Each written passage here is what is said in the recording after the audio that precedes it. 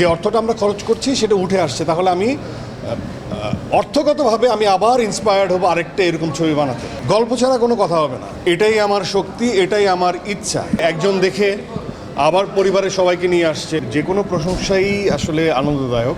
And এটা এমন না যে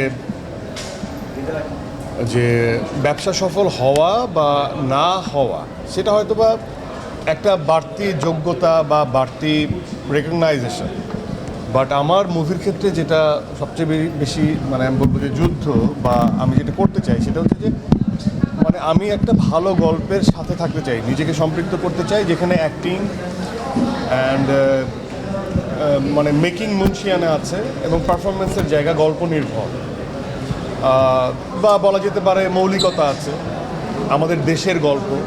সো আমাদের ওই জায়গা থেকে পারফর্মার হিসেবে আমার যে ভক্ত সকল, আমার যে যারা স্কুলে পড়ে, কলেজে পড়ে বা বিভিন্ন পেশায় আছে, তাদের প্রতি আমার একটা কমিটমেন্ট আছে।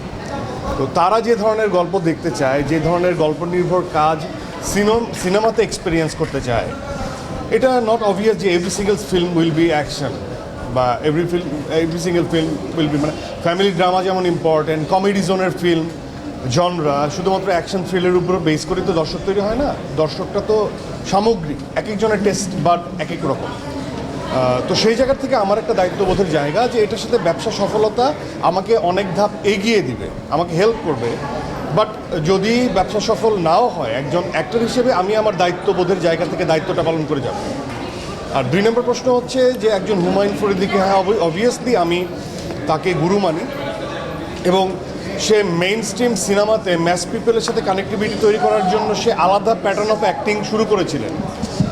তার যে শক্তি, সেভাবে তাকে যে ইউটিলাইজ করা হয়েছে তা কিন্তু না, তাকে সেভাবে কেউ ইউটিলাইজ করেন নাই।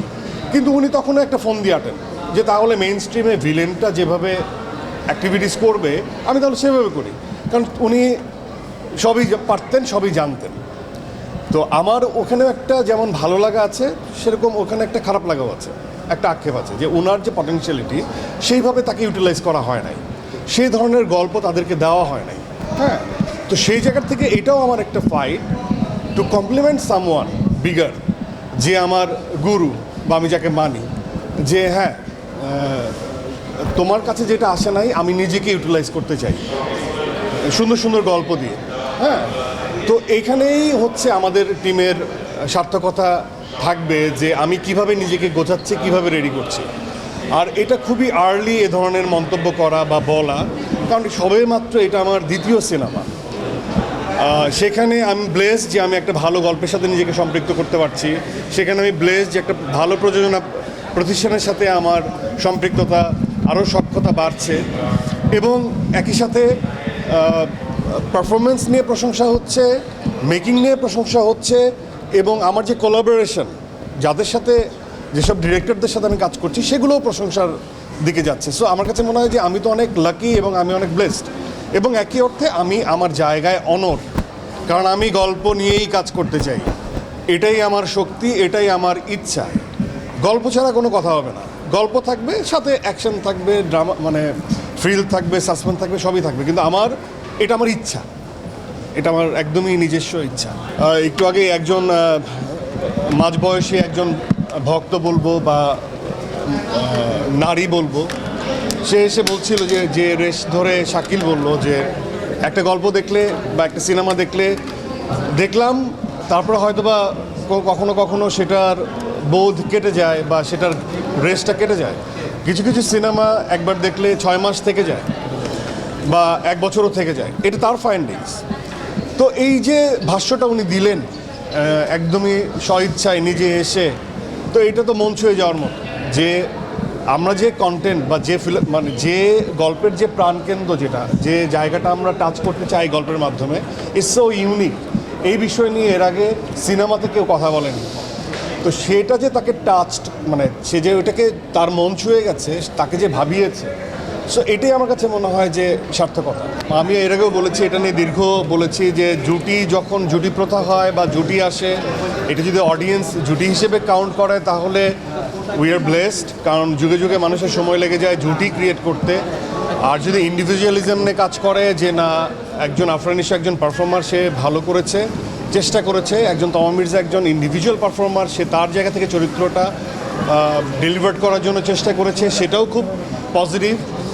আর যদি আমি সর্বোপরি বলবো যে এই যে দাগি, এর যে ইন্ডিভিজুয়ালিজম, এটা যে আলাদা একটা গল্প আকারে যে আমরা সবাই নিজেদেরকে দর্শকের সামনে হাজির করতে পেরেছি, আমার কাছে তো একজন সমালোচক বা এর বাইরেও তো আমি আলোচনা করি, সমালোচনা করি, আমি তো একজন দর্শক। তো দর্শক হিসেবে আমি বলবো যে এই যে ইন্ডিভিজুয়ালিজম, এটাই আমাদের রং, এটাই আমাদের দেশের রং, এটা আমাদের কালচারের রং, এটা আমাদের দেশীয় একটা গল্প। এটাকে যে আমরা ওন করতে পারি, এটা দিয়ে যে আমরা ইমোশনাল হতে পারি, এটাই শক্তি। আর আপেক্ষিকতা কোনটা কত আমার কাছে পারফর্মার হিসেবে সেটা একদমই আপেক্ষিকতা, যে সেখানে আমার success done, I am done. এরপরে ব্যবসা সফল, সেটা একজন শাহরিয়ার শাকিল, একজন শেহাব শাহিন এবং সামগ্রিকভাবে টিমের সাকসেস, যে হ্যাঁ যে অর্থটা আমরা খরচ করছি সেটা উঠে আসছে, তাহলে আমি অর্থগতভাবে আমি আবার ইন্সপায়ার্ড হব আরেকটা এরকম ছবি বানাতে। যদি এটা যদি ভালো হয়, অনেক সময় অনেক ভালো ছবি চলে না, তখন কি হয়, অ্যাক্টরদের কোনো ক্ষতি হয় না বা ডিরেক্টরিয়াল জায়গা থেকে কোনো ক্ষতি হয় না, ক্ষতি হয় এই জায়গার থেকে ওই ধরনের গল্প নির্ভর কাজ হয়তো বা সোসাইটি আর এক্সপিরিয়েন্স করবে না, কারণ একজন আর্থিকভাবে যখন লসে পড়ে। কিন্তু ওই জায়গার থেকে আমি বলবো যে এটা আমরা এত বেশি ব্লেস যে একটা সুন্দর গল্পের কাজ এবং নিউ দর্শক যারা এতদিন হলে আসেননি তারা এক্সপিরিয়েন্স করছে। তো আমি তো এটা তো সোনায় সোহাগা, এটাও একটা ব্লেসিংস যে মানুষ একবার ছবিটা দেখে আরেকবার ছবিটা দেখতে আসছে। সো যে রিপিট দর্শক, রিপিট অডিয়েন্স, এটা অনেক বড় ব্যাপার। এবং আমার মনে হয় যে একজন দেখে আবার পরিবারের সবাইকে নিয়ে আসছে বা কাজিনদের নিয়ে আসছে, এটাই হওয়া উচিত। তো একবার চেখে গেলাম, তারপর সবাই এনজয় করলাম, ব্যাপারটা এরকম আর কি।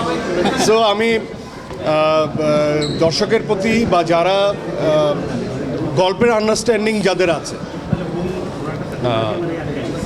তারা এই দাগিটা এক্সপিরিয়েন্স করবেন এবং সুযোগ পেলে মতামত দিবেন, কারণ আপনাদের এই মতামতের উপরে আমরা যেটা আমাদের ভালো সেটা আমরা গ্রহণ করব, যেটা আপনাদের মন্দ লাগা সেটাও আমরা গ্রহণ করব, শুধরে নিব।